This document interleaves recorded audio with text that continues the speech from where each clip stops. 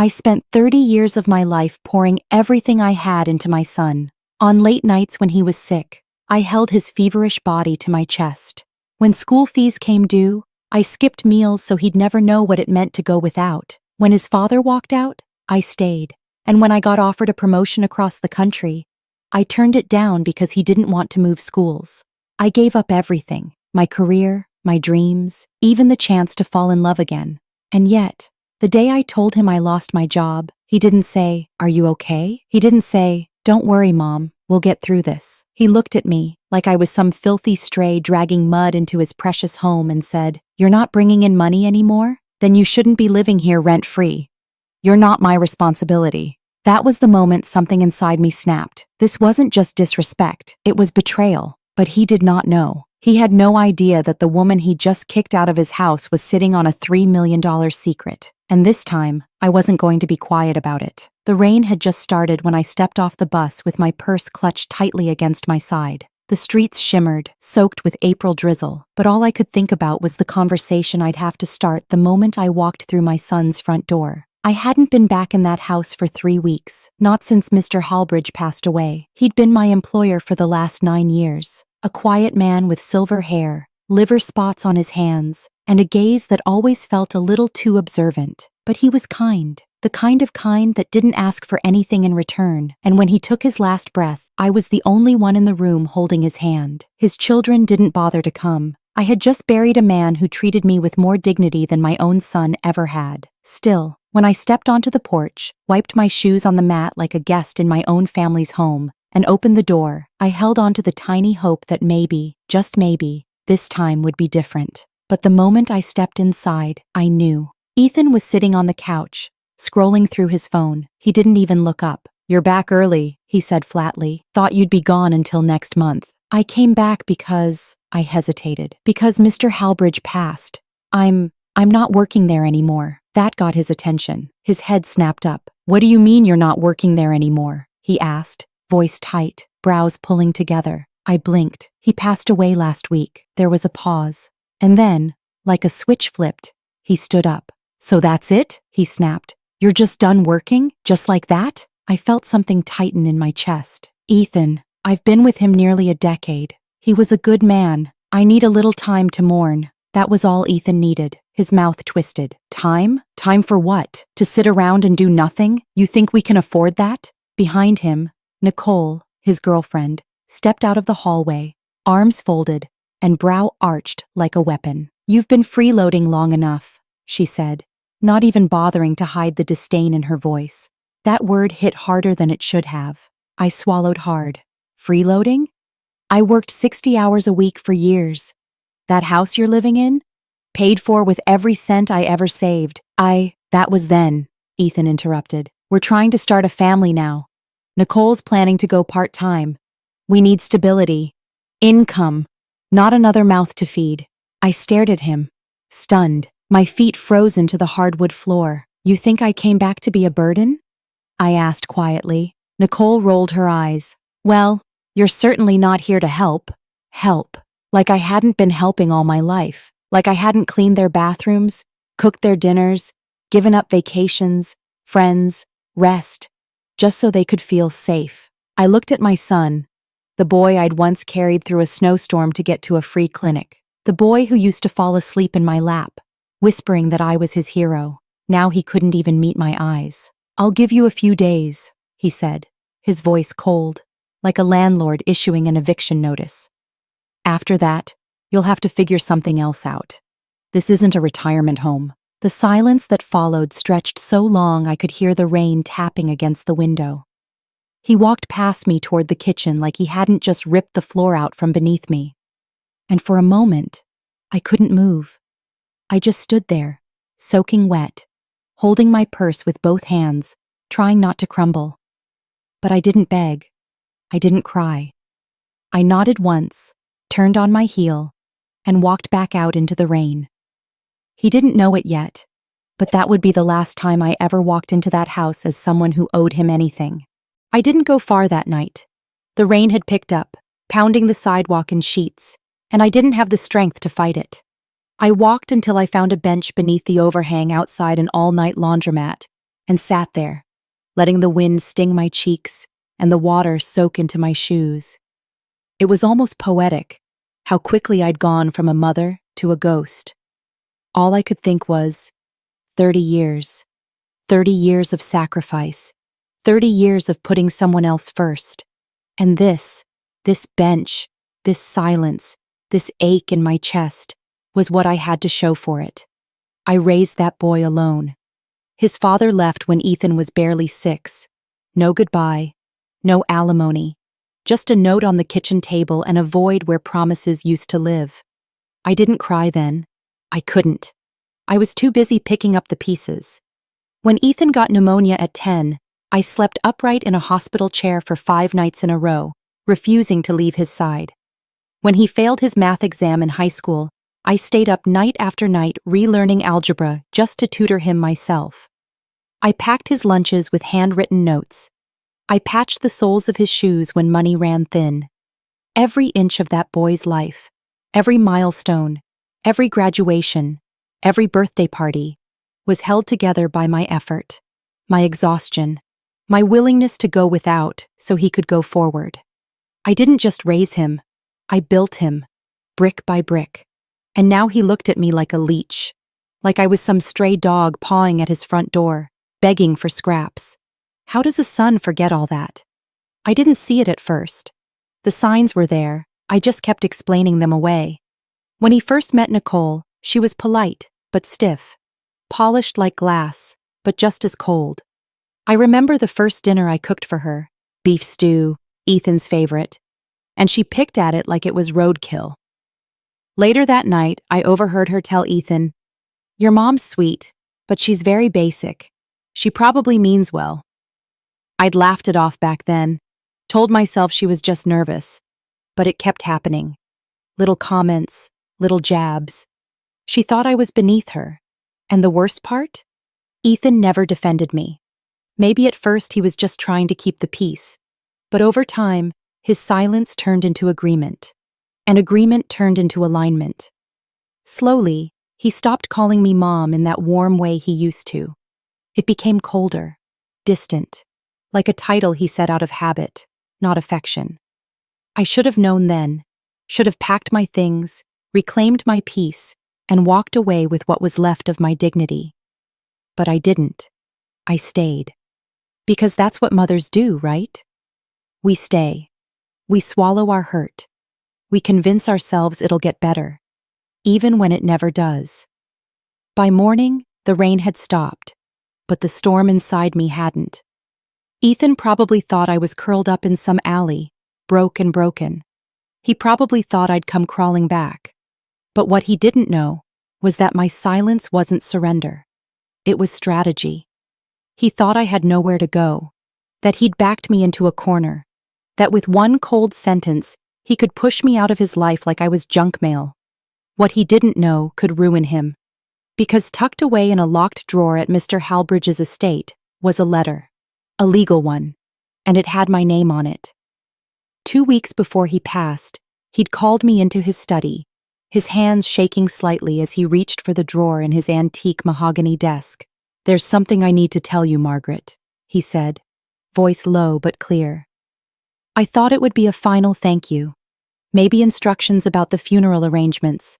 I never expected what he handed me, a letter, signed, sealed, notarized. I unfolded it slowly. His neat, slanted handwriting filled the page like poetry. "To Margaret, in my final years, I've come to see that family is not made by blood, but by loyalty. You gave me care, not as an obligation, but from the kindness of your heart. You never asked for anything in return. And that's why I am leaving you the one thing I can still give, freedom. You are the sole beneficiary of my estate. Use it to live, not survive." I remember staring at him, stunned. "Mr. Halbridge, I can't." "You already have," he interrupted, eyes soft. "You've given more to this world than anyone ever gave to you.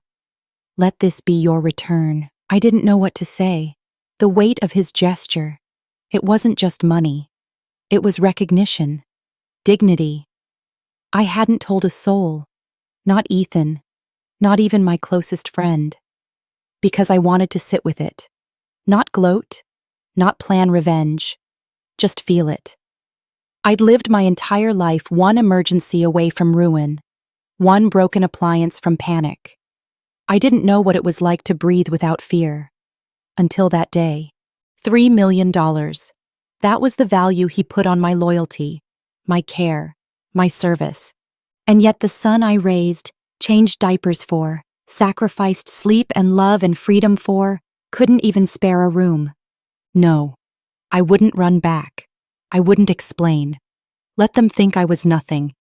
Let them whisper. Because when the time came, the truth wouldn't whisper. It would roar.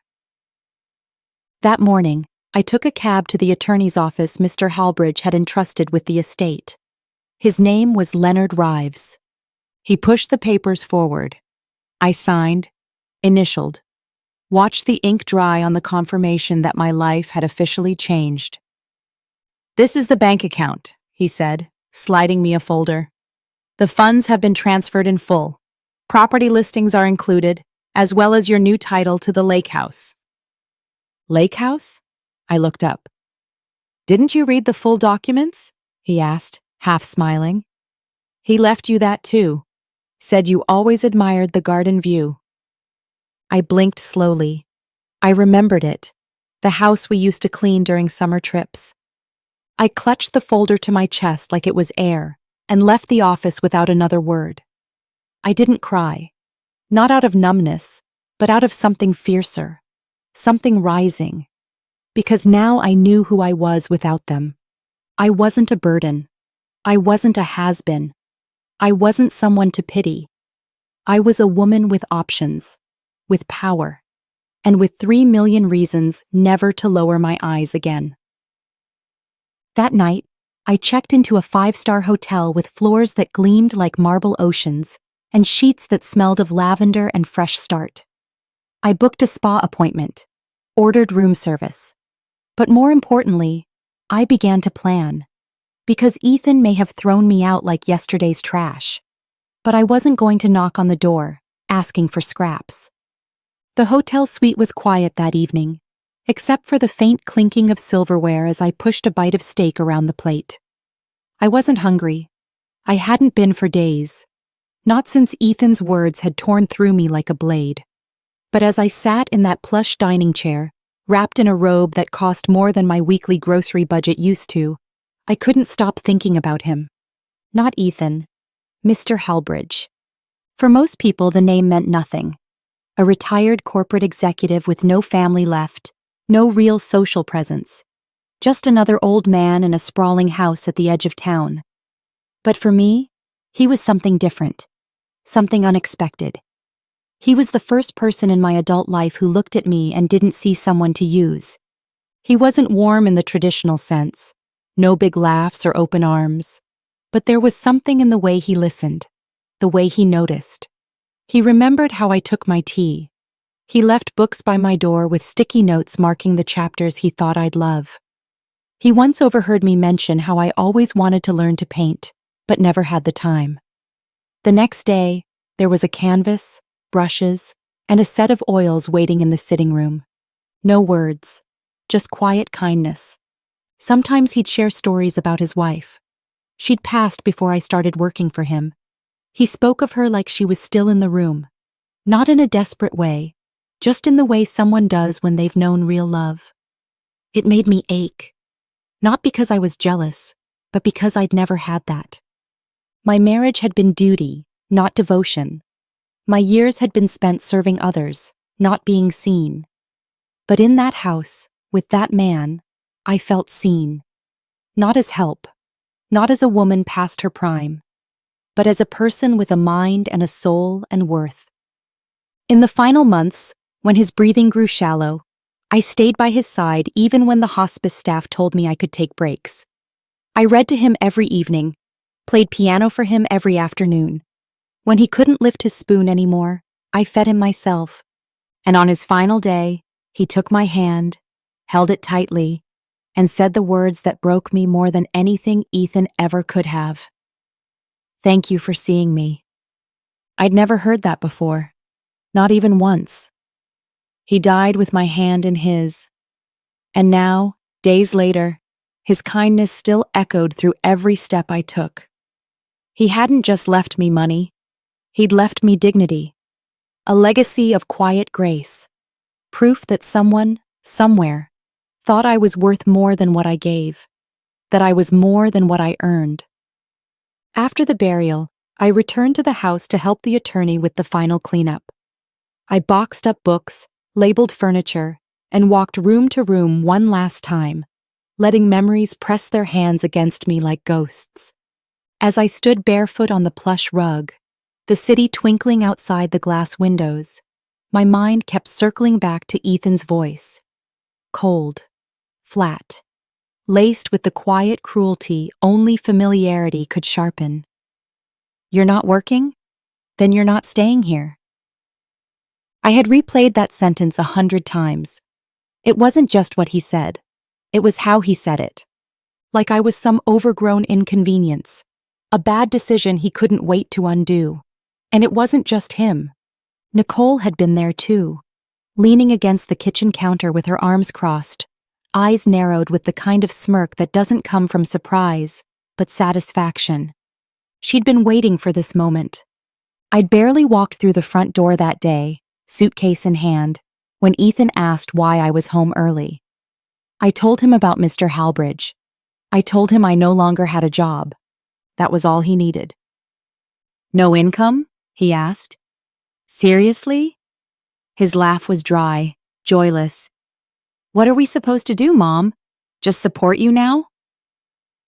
That night, I checked back into the hotel. The same room, the same quiet view of the city. But something in me had shifted. The ache was still there, but behind it, a fire was starting to burn. I didn't cry. I didn't break.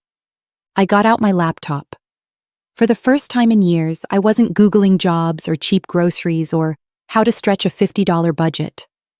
I was searching property listings, high-end ones, gated neighborhoods, lakeside retreats, penthouse condos that looked like pages ripped from a lifestyle magazine. I still hadn't touched the money. Not a dime. It was all sitting there in that new account Mr. Halbridge's lawyer had set up, waiting. But that night, I gave myself permission. I let myself imagine. Not in that wistful, someday kind of way, but in the way people do when they know they can. I opened the photos of the lake house deed, scanned the titles, the property lines, saw my name stamped in bold, legal ink, Margaret Ellen Rivera. It felt surreal. I couldn't stop picturing Nicole's face if she ever found out. And Ethan's. Oh, Ethan's. I knew the exact look he'd wear.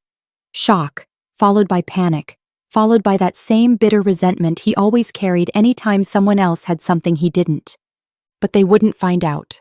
Not yet. I wasn't ready to show them the cards in my hand. Because when I came back, and I would come back, it wouldn't be for approval, or pity, or some half-hearted apology. I'd return like a storm. The next morning, I booked a viewing for a newly listed villa in a prestigious community on the edge of the city. I dressed in a navy blazer and slacks I hadn't worn in years, pulled my hair into a bun, and told myself one thing before stepping out the door. You are not who they said you were. The real estate office was sleek and cold, the kind of place that smelled like new leather and espresso. Everyone wore smiles too white and blouses too tight. I walked in, expecting to be dismissed. And for a moment, I was. The receptionist barely glanced up. Another agent was quick to offer help to the man in line behind me while pretending not to see me. It was happening again, the way people weigh your worth in seconds, based on the shoes you're wearing or the way you say hello. But I didn't flinch. When someone finally asked if I was lost, I smiled. "I'm here to purchase a property," I said evenly. "In cash." That got their attention. An agent named Monica took over. Young, nervous, probably still new, but she treated me with respect, and I appreciated that more than she knew. She walked me through the listings, highlighting one in particular, a 5-bedroom villa, high ceilings, imported tile, and a garden big enough for weekend brunches and Sunday peace. We toured it that afternoon, and when I stepped into that space, sunlight pouring in through the glass walls, the smell of fresh paint and possibility, I didn't have to think twice. "I'll take it," I said. "Full price." Monica blinked. "Ma'am, are you sure you don't want to?" "No need," I said, handing her my ID and bank info. "I'm not here to waste time." Her hands trembled as she processed the paperwork. "You'll be my first sale," she whispered. I won't forget this." I nodded. "Neither will I." Because it wasn't just a sale. It was a declaration. For every time I sat at that cheap kitchen table counting pennies while Ethan and Nicole dined out. For every holiday I spent alone because I didn't want to make the guest list awkward. For every meal I cooked, every floor I scrubbed, every insult I swallowed just to keep a roof over their heads. This house, this home, was mine. Not gifted, not shared, not borrowed. Mine. That evening, I returned to the hotel, poured myself a glass of wine from the welcome tray, and stood by the window watching the city breathe. They thought I was finished. They thought I had nowhere else to go. They thought I'd crawl. They were about to learn that I don't crawl. I rise. The keys made a soft clink as they dropped into my palm. Brushed gold, sleek, still warm from the agent's hand. A velvet ribbon tied around them, like this was a gift. In a way, it was. But not the kind wrapped in paper, or purchased with someone else's money. This was the kind of gift no one could give me. Not Ethan, not Nicole, not the world that had spent decades pretending women like me didn't exist. This was mine. Monica walked me to the front door of the villa, still talking a mile a minute about service providers and security codes and HOA fees I could practically pay off in my sleep now. I barely heard her. The only sound I truly noticed was the soft click of the door unlocking as I stepped into my new life. 5-star sheets, hardwood floors, no one screaming in my face. I was just getting started. The air inside smelled like new beginnings, that faint blend of fresh paint, cedar, and lemon polish that only exists in places untouched by chaos. Sunlight streamed in through the glass panels, scattering across the tile like gold leaf. I wandered through the entry hall, letting my fingertips graze the smooth walls, the curved banister, the cool marble countertop that would never again be covered in someone else's dirty dishes. Every room was immaculate, every corner, mine.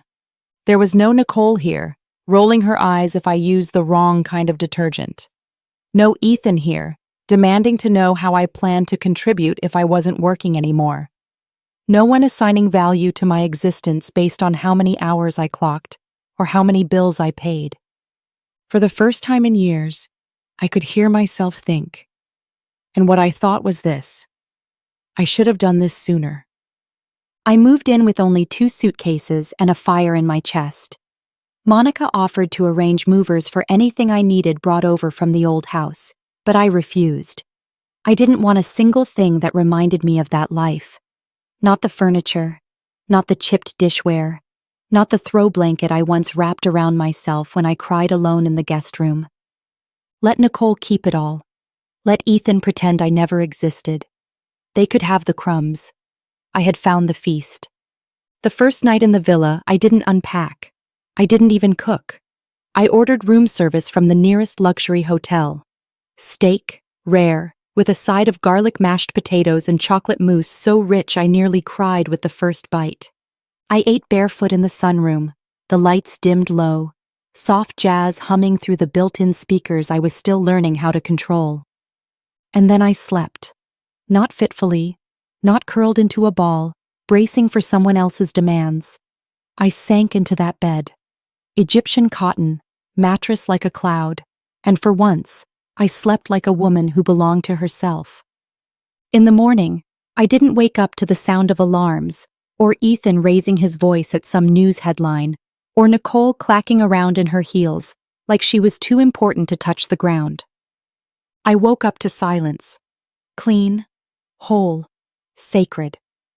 I stood by the bedroom window, coffee in hand, watching the breeze move through the trees in the backyard garden.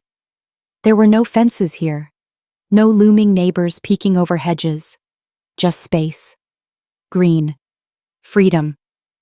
I smiled to myself. This was the life they never thought I'd have, because in their eyes, I was always just a supporting character, someone to cook the meals, clean the mess, and keep my head down while they chased their own ambitions. But the story had changed. I was the main character now. Later that day, I walked through town, my town now, where the shopkeepers smiled like they meant it, where boutiques offered champagne while you browsed, and the cashier called you ma'am, not out of obligation, but respect. No one knew who I was. No one cared what I used to do. All they saw was a woman with purpose, a woman who carried herself like she'd never been pushed to the ground, even if she had spent a lifetime on her knees, scrubbing floors for people who thought they were above her. That afternoon, I booked a facial, a massage.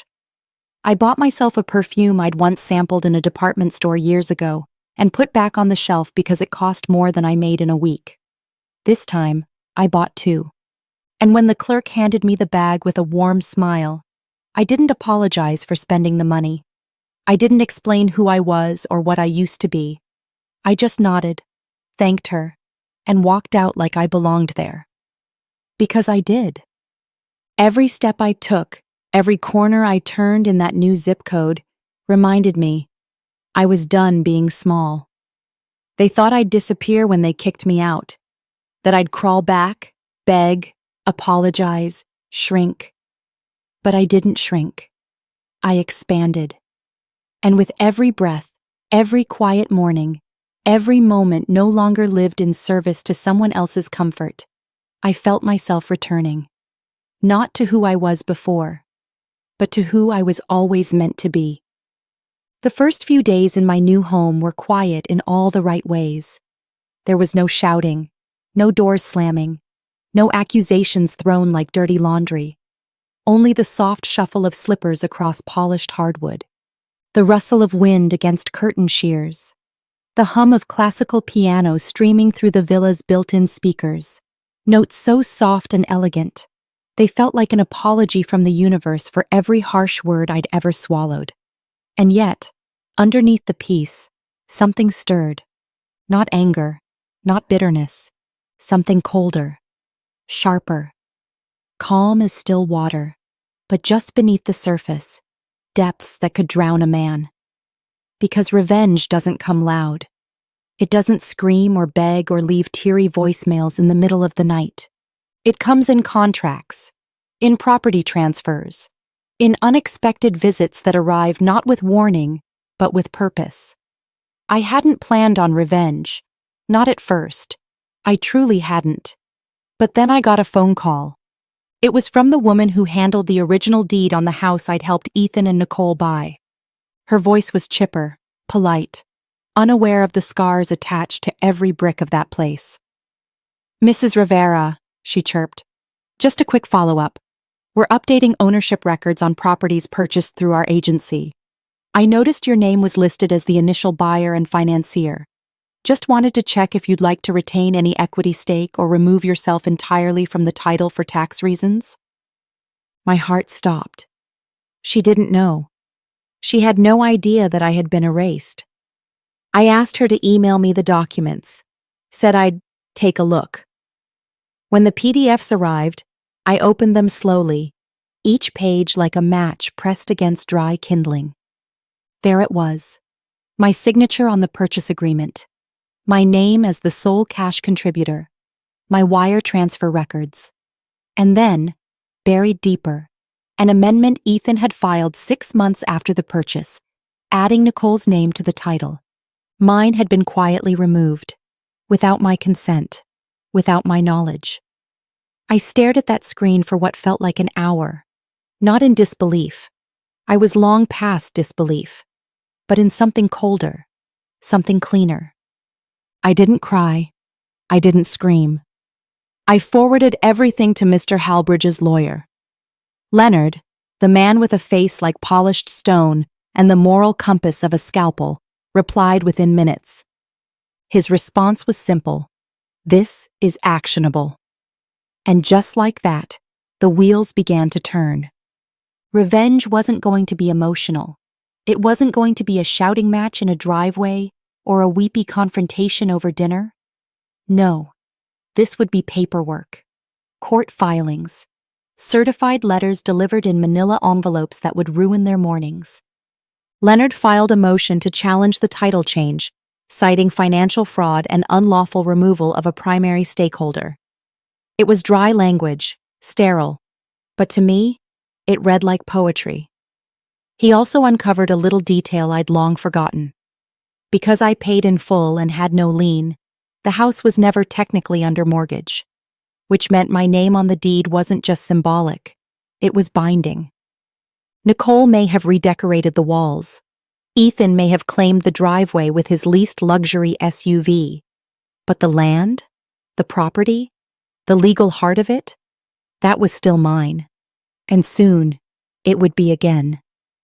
While the case moved through the system, I stayed quiet. Didn't contact them.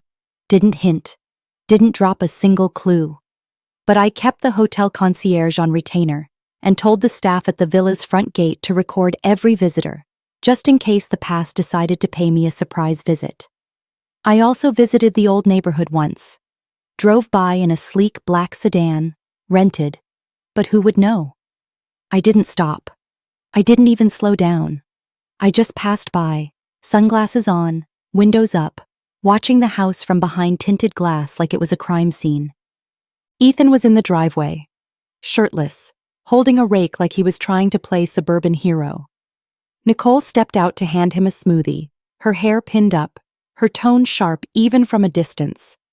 They looked like a picture from a magazine, one of those fake ones, the kind that folds easily. I didn't wave. I didn't roll down the window. But for a brief moment, Ethan turned. He looked right at the car. And I saw it. Just a flicker. Something in his eyes. Recognition? Uncertainty? A chill on the back of his neck. Like maybe, just maybe, the shadow he tried to banish wasn't gone after all. And I smiled. Because this was only the beginning. They thought I had disappeared. But I wasn't gone. I had just been quiet. And in my silence, I was building. Preparing. They had screamed at me once, accused me, dismissed me. But now the papers were coming, the court orders, the account audits, the formal demands, each one signed, sealed, and stamped with my name. Not a scream, not a fight, not even a raised voice, just a knock at the door. And the slow, devastating realization that the woman they'd cast aside had come back not as a servant, not as a mother, but as the storm they never saw coming. The official court notice was delivered to their doorstep on a Thursday morning. I didn't see it happen. I didn't need to. Leonard had confirmed it. Certified mail, personal service. Ethan would have opened the door in his usual half-irritated haze, probably expecting a package, maybe a bill, and instead found a document that began with Notice of Property Claim by Prior Legal Owner. I imagined his face as he read it, the confusion giving way to alarm. The moment he saw my name in bold print, not as a footnote in his story, but as the author of a new one. And while he fumbled for understanding, I was miles away, sitting by the window of my villa, watching sunlight stretch across the floor like gold ribbon. A pot of coffee brewed in the kitchen. My inbox pinged with updates from my lawyer, notifications from the title company, and one particularly satisfying message from the same realtor who had helped Ethan list the house as his own. Hi, Margaret. I've just learned about the legal developments regarding the property. Please let me know how you'd like to proceed. It was all unfolding now. But still, people whispered. Even Monica, the sweet agent who had helped me close on my new home, had once hesitated. You really bought it in full? She'd asked during the sale. Sorry, I don't mean to be rude. It's just rare. I didn't blame her. On the outside, I still looked like someone who clipped coupons and stretched leftovers into week-long meals. My hands were calloused from years of scrubbing sinks. My coat was clean, but old. I didn't wear diamonds or carry a designer bag. I didn't dress like $3 million. But I had it. Not from lottery tickets. Not from chance. Not from being someone's mistress, as some had already begun to whisper. I didn't earn my fortune through luck. I earned it through loyalty. Mr. Halbridge never treated me like staff. He never acted as if I owed him servitude for the check he wrote every month. He respected my time, my space, my silence. And in return, I gave him something few people had ever offered him: genuine care. I remembered the day he told me he was rewriting his will. We were sitting in the sunroom, winter light pouring in through the glass. He'd grown frail by then, his fingers trembling slightly as he tried to open a book. I'd gently taken it from him, helped him turn the pages. "You know," he said, voice thin but steady, "it's a strange thing, having no one left who remembers your younger face. No one who asks about your favorite book or how you take your coffee." I didn't say anything. I just sat beside him. He closed the book, looked out at the trees. "When you pass, people remember your net worth," he said. "Not your worth, not the real kind. You gave me that. Every day you showed up. Every cup of tea you brought without being asked. Every time you turned on the piano, even when I couldn't play anymore." I turned to him, heart aching. "You don't have to do anything for me, sir," I said. He looked at me, and for once, there was no barrier in his eyes, no employer mask, just a man, raw and unguarded. "But I want to," he said, "because you're the only person in my life who didn't ask for anything and gave me everything." And shortly after that, I sat in Leonard's office, hands trembling as he handed me the legal documents confirming what I hadn't dared hope for. $3 million. Liquid. Taxed. Protected in trust. And the lake house. Fully paid. Fully titled. Every time I walked into a store and paid without checking the balance. Every time I ordered dinner without glancing at the price. Every time I woke up without fear of eviction, of gas bills, of deciding between groceries or medicine. That wasn't luck. That was the payoff of a life spent giving more than I ever received, until someone finally gave it back. The world thinks loyalty is invisible. That devotion disappears when no one's looking. That caretakers like me fade into the background, unnoticed and unpaid. But I didn't fade. I rose, quietly, without applause. And now, with the fortune tucked safely in my account, and the title to a home that was mine, the world would finally see me not as a footnote in someone else's story, but as a woman who had written her own. And there was still more to come. The wind was warm the day I returned. Not a stormy, vengeful wind, but the kind that whispers through trees, gentle and unbothered. I didn't drive myself. I had a hired driver now. Leonard had insisted on it. Said a woman in my position shouldn't be behind the wheel when stepping into high-stakes negotiations, even if those negotiations were personal. "You're not just reclaiming a house," he told me. "You're reclaiming power. Walk in like it." And I did. The car pulled up to the curb like a whisper. No screeching tires, no attention-grabbing theatrics. Just the quiet purr of wealth doing what it does best, arriving without explanation. There it was, the house.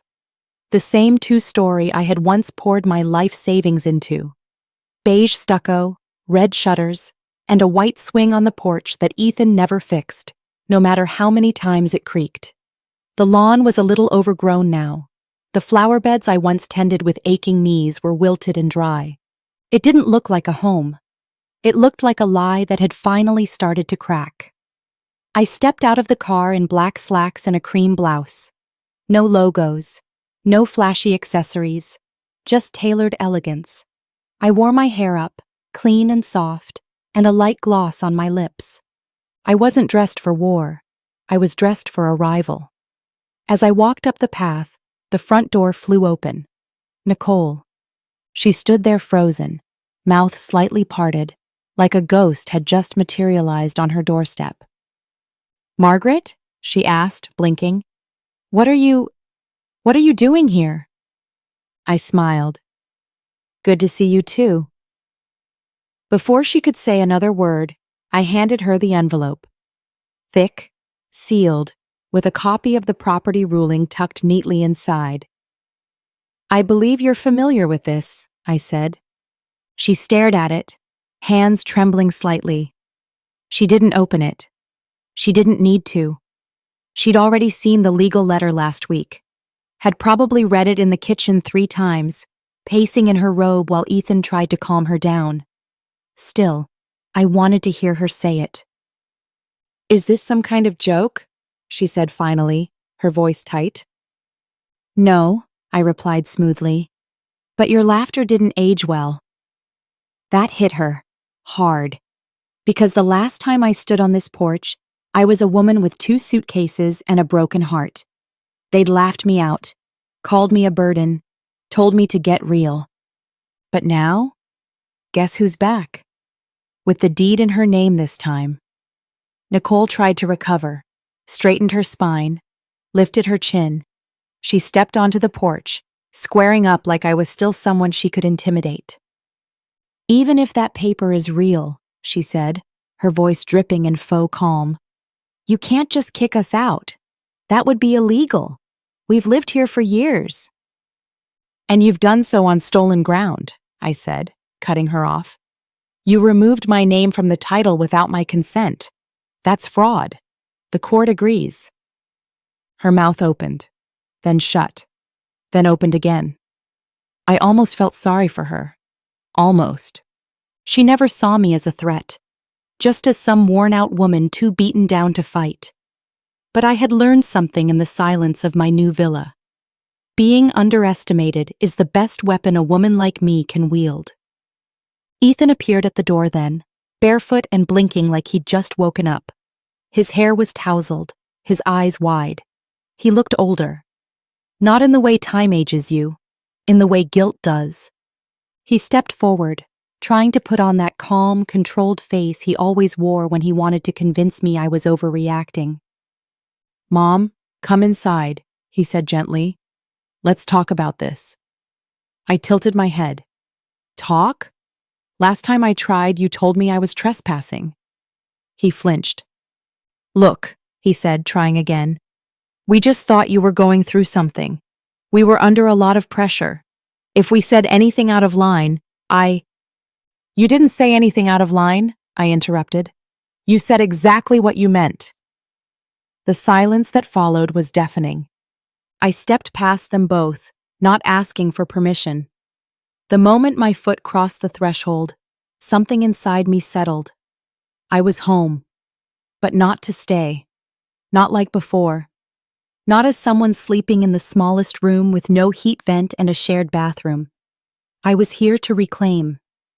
I walked through the living room, noting the worn cushions, the greasy fingerprints on the TV remote, the walls I had once painted myself.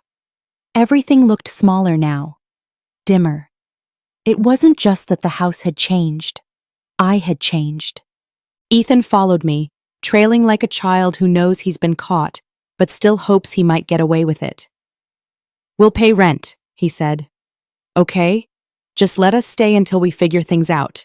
I mean, it's not like you need the space." I turned to face him fully. "You're right," I said.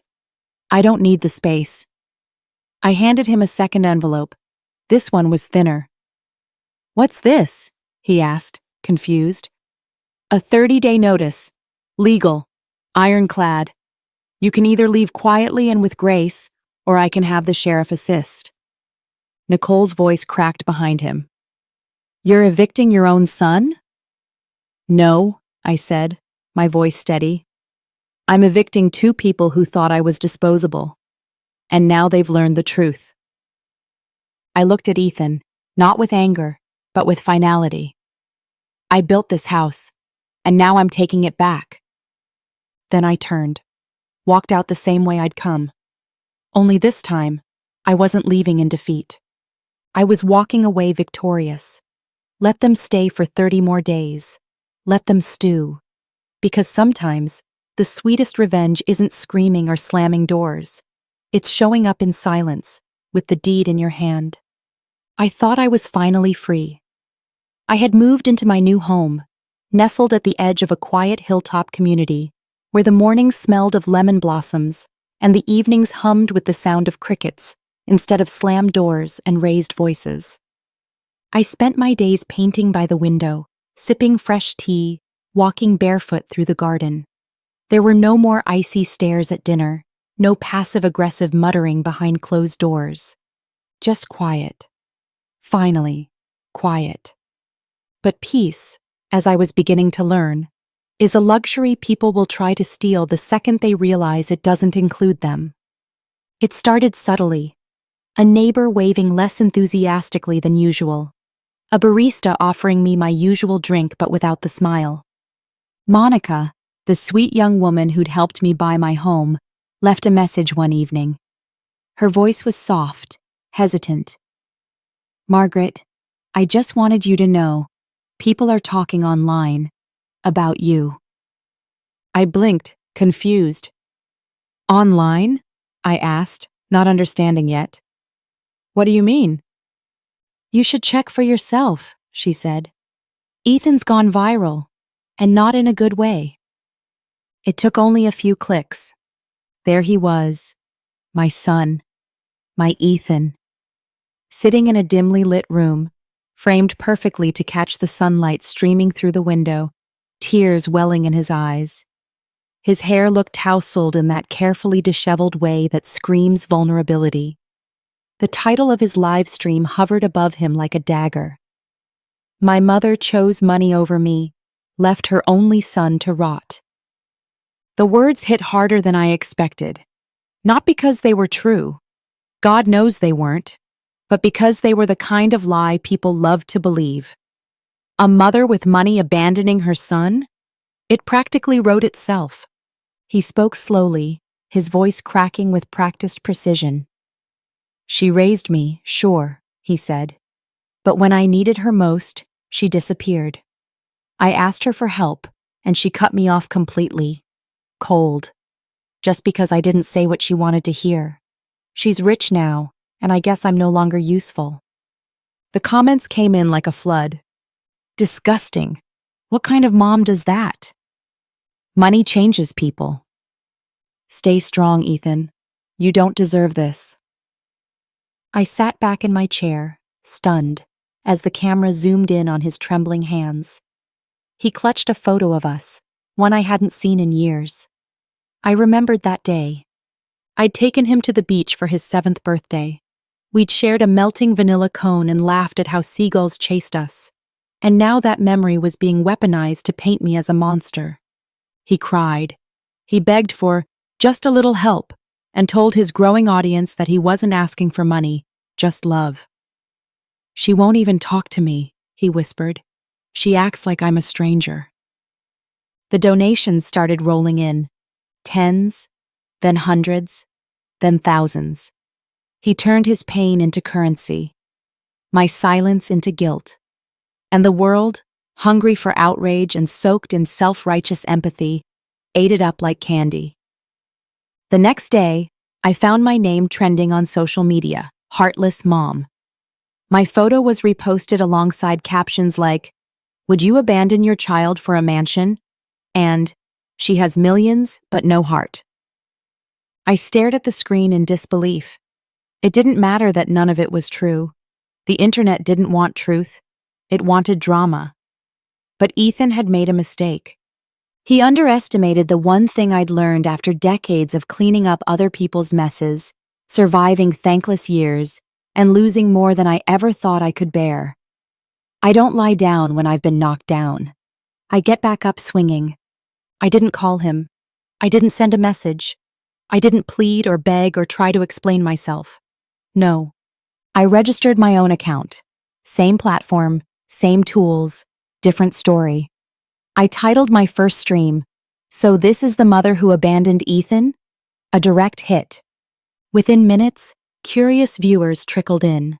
Some came to gloat, some came to judge, but most came to watch a train wreck, and I was ready to give them a show.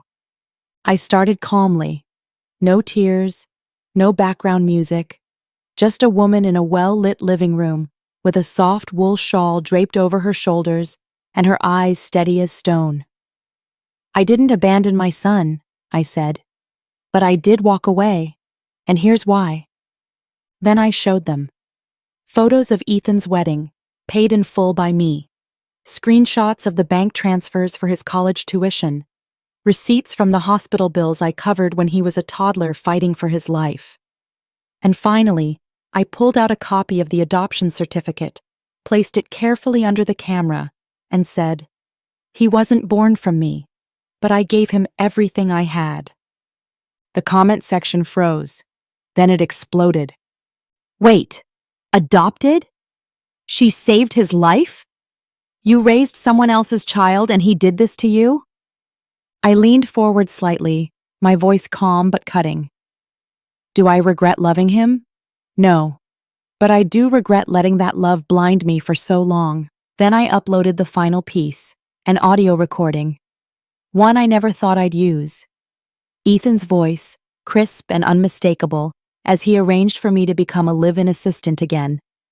Not because I wanted to work, but because, as he put it, she needs to keep bringing in money. We can't carry her. Silence fell over the stream. Then came the flood.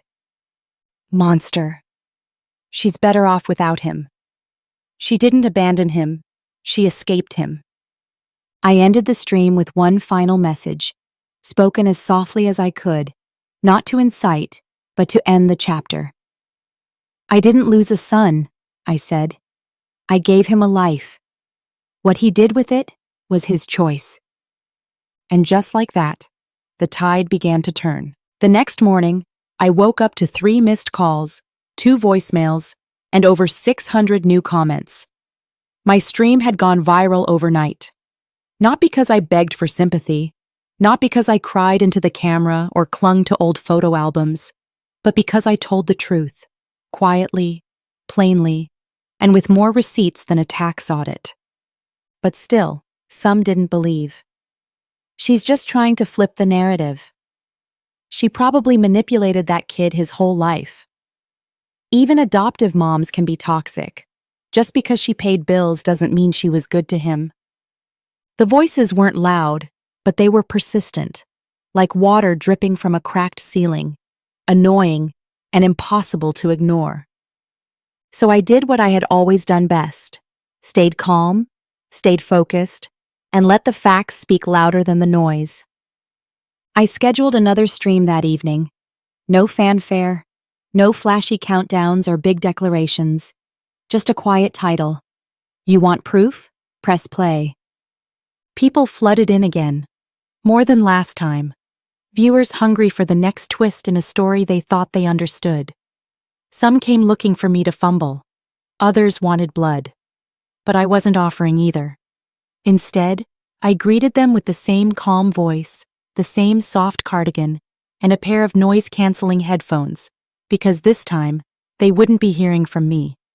They'd be hearing from Ethan. I gave a small nod to the camera and said, "This is a call Ethan made to a wealthy family's estate manager 3 weeks ago. What you're about to hear wasn't recorded by me. It was captured by their in-house security system for internal documentation." Then I hit play. The audio was clear. Too clear. Yeah, she's 58, still in decent shape, no health issues, can cook, clean, handle errands, and she's used to working long hours, Ethan's voice said, confident and clipped. No, she won't ask for much. She's just sentimental. Gets weird about rest and dignity. But if you offer room and board, she'll fold.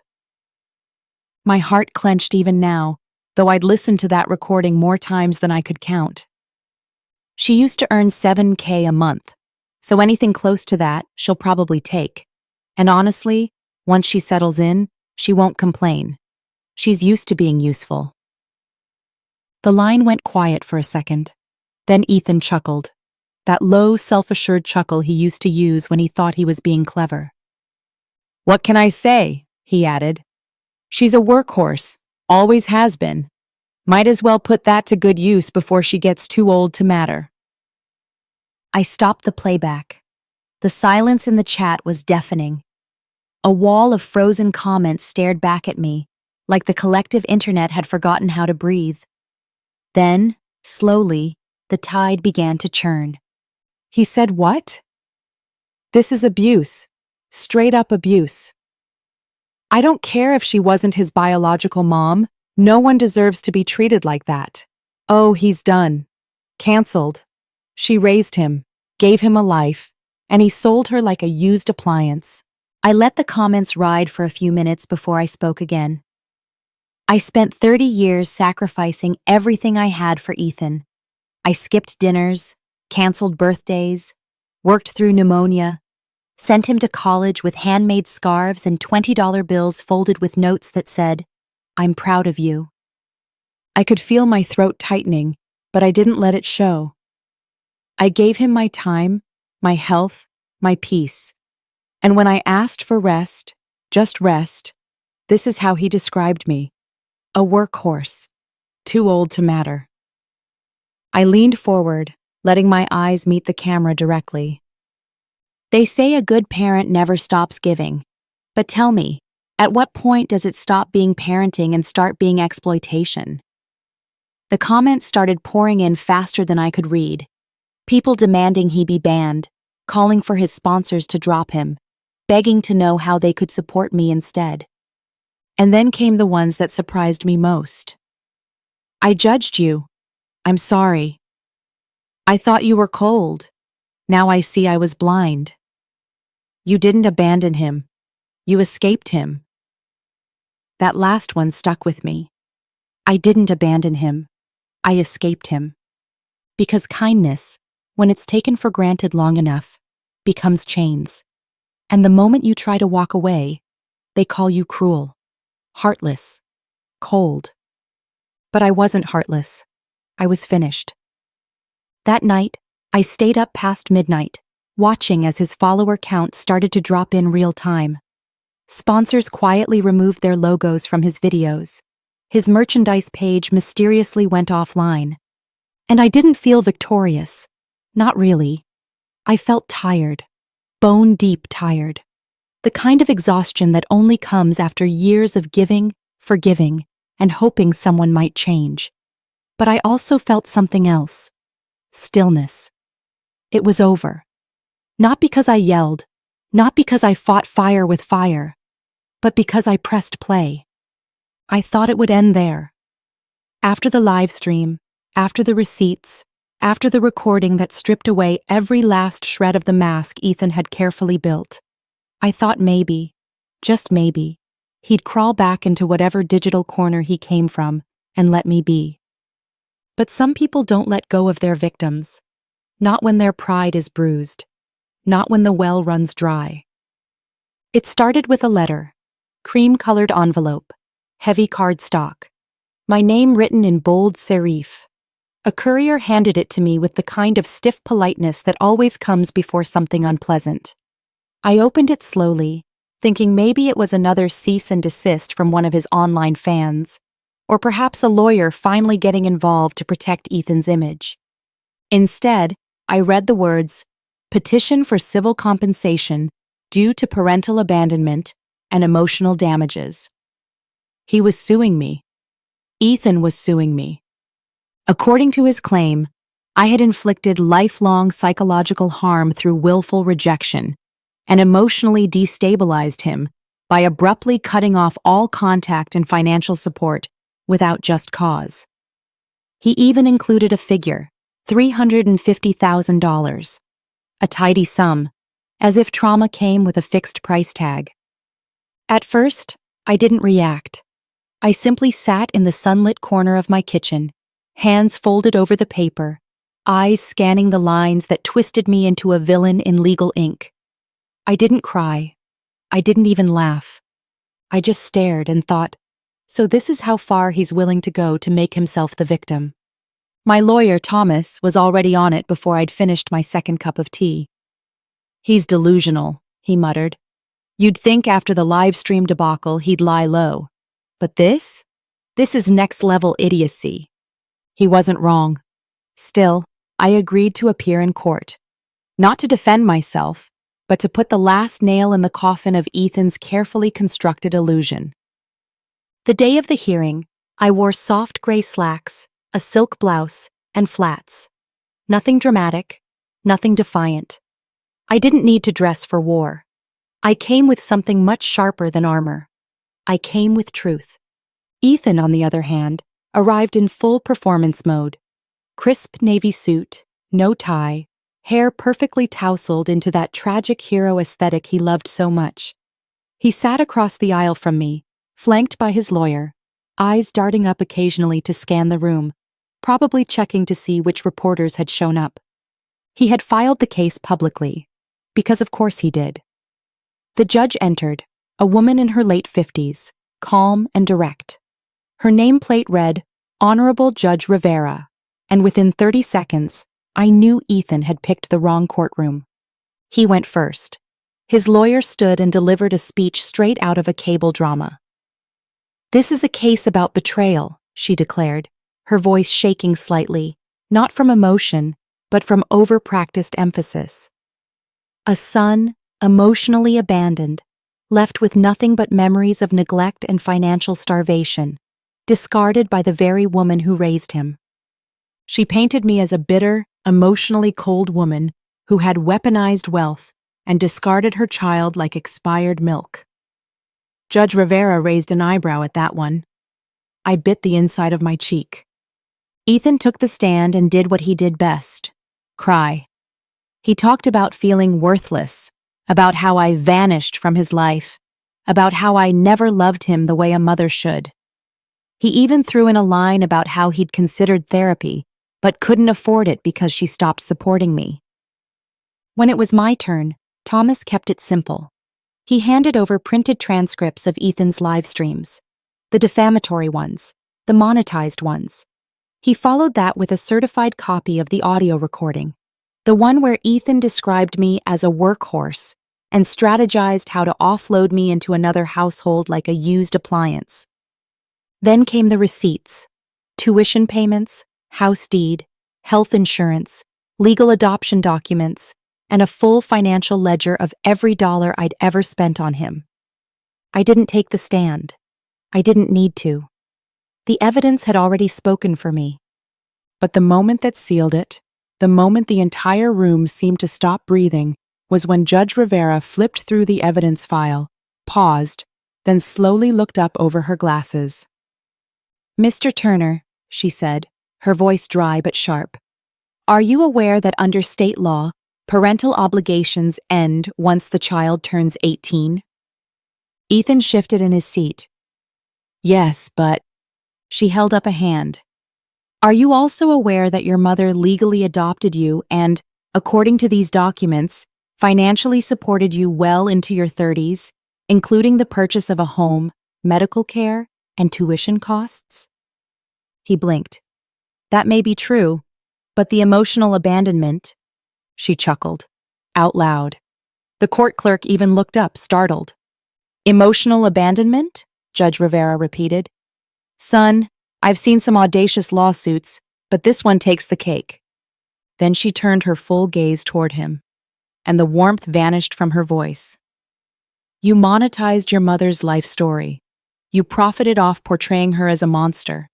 And now that she's responded with facts, you've decided to sue? Let me be very clear. This is not a therapy session. This is a courtroom. And this, she said, tapping her pen against his own live stream transcript, is slander, not suffering. She dismissed the case with prejudice. Ethan's face crumpled, not with sadness, but with disbelief. Like he genuinely couldn't understand why the world wasn't folding around his version of reality anymore. Outside the courthouse, a few cameras clicked. Reporters whispered. I walked past them all without a word. the autumn wind tugging softly at my sleeves.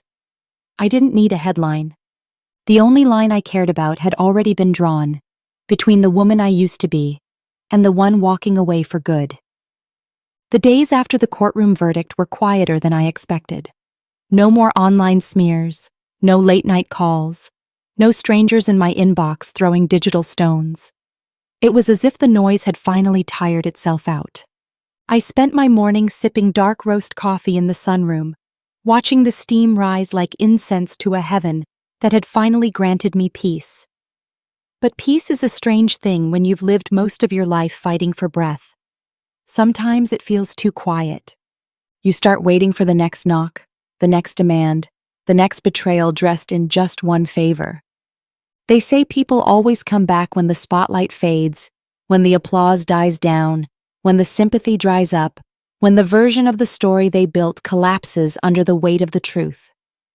I had no desire to witness it. After the courtroom verdict, I didn't gloat. I didn't celebrate. I didn't even mention it to the few friends I'd made in my quiet corner of the city.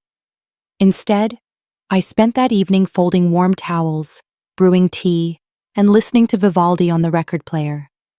I had already given too many years to anger. I wasn't about to give it my peace too. The world eventually turned its gaze elsewhere. The news cycle moved on. Ethan's name stopped trending. His fake sob stories stopped generating views, and the platforms that once welcomed him now scrubbed his content like an old stain they'd rather forget. That should have been the end of it. But some people can't stand silence, especially when they used to feed on noise. So one afternoon, as the sun was slipping low over the hedges, I heard it again. The knock. Not frantic, not soft, just persistent. I didn't rush. I placed my gardening gloves neatly on the patio table, wiped my hands on my apron, and opened the door with the calm of someone who had already survived the worst. There they were, Ethan, Susan, and Nicole, all standing shoulder to shoulder, like they hadn't just spent the last year tearing me apart piece by piece. Ethan looked smaller than I remembered, not physically, but spiritually, like the bravado had been hollowed out of him, and now he didn't quite know how to carry himself. His shirt was wrinkled. His eyes were tired. He didn't even pretend to smile. Nicole was tightly wound, her arms crossed in front of her like she was holding herself together out of habit more than strength. She avoided my gaze.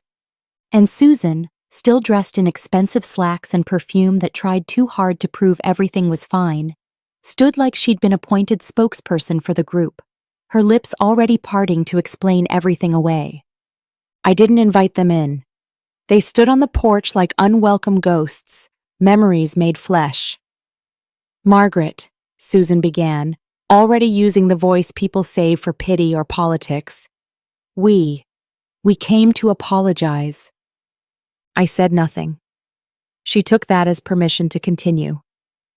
We realize now that things got out of hand, that we treated you unfairly. Nicole cleared her throat, but didn't speak. Her silence was the only honest thing about her. Ethan took a step forward. I was wrong, he said quietly. I got lost in all of it. I let the attention, the money, the narrative. I let it get to my head. I forgot what really mattered. I looked at him then. Really looked. And for a moment, I saw a flicker of the boy he used to be. The one who clung to my legs when thunder scared him, who asked for bedtime stories even when he was too old, who used to leave little crayon hearts on my pillow. But it was just a flicker, a ghost, a shadow of a child I used to know. And it didn't make me feel softer. It made me feel further away. I'm sorry, he said. I know I hurt you. Still, I didn't answer. Not because I hadn't heard them, but because some words only arrive when the door has already been locked from the inside. They expected confrontation, maybe even a tearful reunion, the kind of dramatic reconciliation you see in movies, where music swells and everyone learns a lesson. But real life doesn't owe anyone closure. Sometimes the consequence is the silence. Susan glanced at Nicole, then back at me. You have every right to be angry, but we were under so much pressure. Nicole's pregnancy was complicated, and Ethan was still figuring out work. We weren't thinking clearly. That word again. We. Funny how people remember unity when it's time to share the blame. Nicole finally spoke. Her voice was thin, almost brittle. I never hated you, she said, eyes still on the floor. I felt judged, and I wanted to be seen, to belong. I raised an eyebrow. So you decided to make me disappear? She flinched, but didn't deny it. I looked at Ethan then. And you? He swallowed hard. I wanted your love, he said. But I also wanted your money. And when I couldn't have both, I tried to hurt you. It was the closest thing to the truth I'd ever heard from him. And still, it wasn't enough. Because remorse born of consequences is not the same as repentance born of conscience. I waited for the part where they'd ask for another chance. A room in my house, a fresh start, a sliver of what they thought was left of me. But I didn't wait long. I'm not angry, I said finally, my voice clear, even. I'm free. Susan's expression faltered. Nicole's mouth opened, then closed again. And Ethan, my son in name, but no longer in spirit, took one breath in and let it out like a man realizing the door had shut and locked long ago. We didn't come for anything, he said. We just wanted to say sorry. I nodded once. And I heard you. Then I stepped back inside, closed the door. No slam, no drama, just the soft finality of a woman choosing herself. On the other side of that wood, I could still hear them breathing, still standing there, waiting for something more. But I didn't open it again. Because sometimes, the greatest mercy you can offer people who only knew you when you were breaking is to let them see you whole and walk away. No anger, no hatred, no words left to give, just silence. And the kind of peace that no one can borrow, break, or steal ever again. For most of my life, I measured my worth by how much I gave to others, especially to Ethan. Every step I took, every choice I made, revolved around him. I was the woman who stayed up late making sure his clothes were ironed, his lunch packed, his future secure, even when mine was a question mark. I poured so much of myself into that boy that somewhere along the way, I forgot I existed outside of him. I wasn't Margaret anymore. I was Ethan's mother, Ethan's provider, Ethan's shield, Ethan's spine, Ethan's sacrifice. Until I wasn't. Until he decided I was no longer convenient.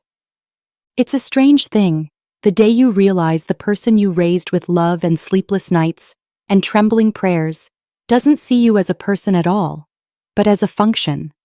A faucet that's meant to run endlessly, no matter how dry the pipes are. But faucets break. Wells run dry. And eventually, even the softest hearts learn to stop leaking where they're not wanted. The day I turned Ethan away for the last time, something inside me didn't just break. It realigned. It was like I'd been living with a fractured spine my entire life and finally stood up straight for the first time. There was pain, yes, but also the sudden, breathtaking realization. This is what it feels like to stand on my own. So I started building, quietly, gently. Not a house, not a business, a self. I took art classes at the local community center, not because I wanted to sell anything, just to feel paint between my fingers again, to hear the soft drag of bristles across canvas, and know that the strokes were mine. I bought a secondhand piano and placed it in the sunroom, just like Catherine had once done for me. I played in the evenings, not for anyone to hear, but because music still remembered how to find me, even when I forgot myself.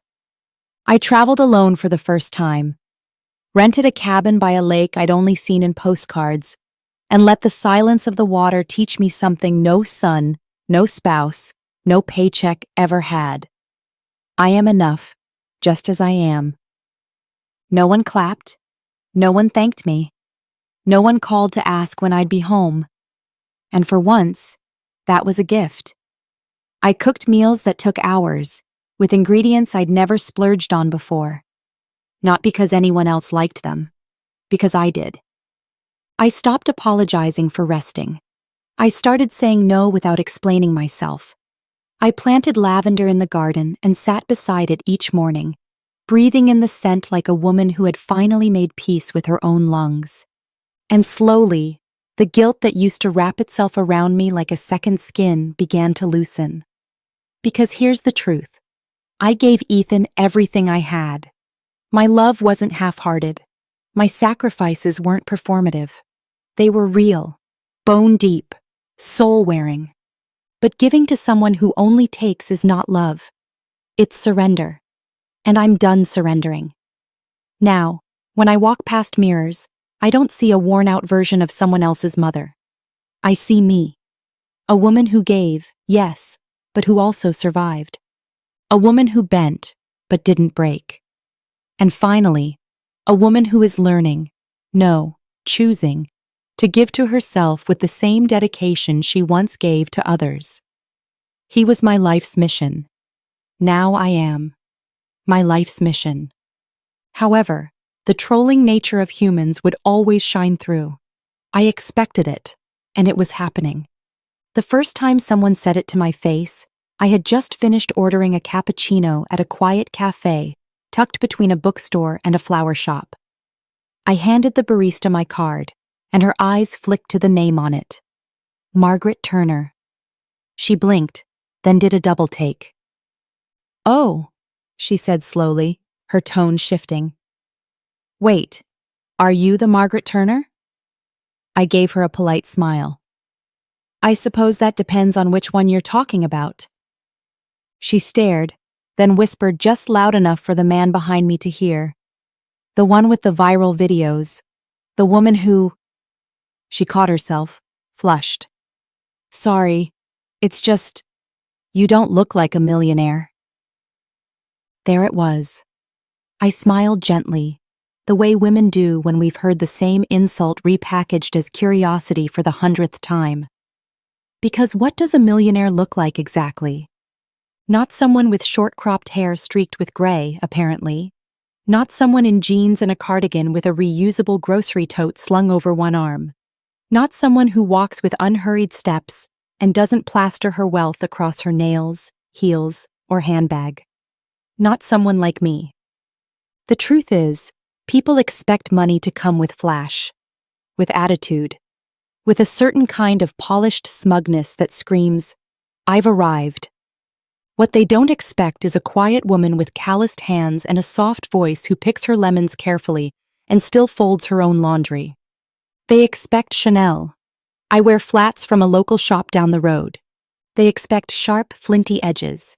I speak like a woman who has buried enough bitterness to know silence is often louder. And most of all, they expect a story that matches their idea of what wealth is supposed to look like. Clean, glossy, earned through startups or stock portfolios. Not grief, heartbreak, and 3 decades of scrubbing someone else's kitchen floor. So when they hear I inherited millions from a man who loved me like family, they squint. When they learn I bought 2 villas in cash, they start asking questions like they're owed answers. How did he trust you with that kind of money? Are you sure you didn't do anything for it? But were you, like his mistress? It always circles back to the same unspoken accusation. You must have done something. Someone like you doesn't just end up with that kind of wealth. They don't say it outright. But it's there, in the glance, in the doubt, in the edge of disbelief that trails every compliment. Sometimes I want to laugh, because what they really mean is, you don't fit the fantasy I've built about success. But fantasies are rarely built on truth. They're built on image. And I never cared much for image. I didn't build my life to impress anyone. I built it to survive. The scars I carry aren't designer. They're earned. The grace I walk with wasn't bought. It was forged through silence, struggle, and solitude. So no, I don't look like a millionaire. I look like a woman who used to skip meals so her son could eat. I look like someone who cried behind bathroom doors after being called a burden in her own home. I look like the kind of woman who knows exactly how much dish soap it takes to last through the month. Because budgeting wasn't a game. It was a matter of dignity. And now, when people squint at me and whisper, "Her?" I let them. Because every time someone doubts what I've built, they confirm exactly why I'm not rushing to explain it. I don't need to look like a millionaire. I just need to look like me. And that, after all I've lost and all I've reclaimed, is more valuable than any label they try to paste on my life. I used to think the happiest moments in life came with applause. When Ethan graduated, I clapped louder than anyone. When he got married, I wore my best dress and smiled for every photo, even the ones where I was cropped out later. I performed the role of proud mother so well, you'd never guess I had been up the night before ironing his shirt, packing his gifts, cleaning their house so he and Nicole wouldn't be embarrassed in front of their guests. Back then, I thought love looked like sacrifice, and the reward was visibility. A seat at the table, a sliver of recognition, maybe even a few soft words of gratitude when no one else was listening. But what I learned the hard way is that some tables aren't meant to be sat at. They're meant to trap you. And some people don't clap because they're proud of you. They clap because they like the sound of control echoing through the room. Now, years later, my life is so quiet it almost startles me.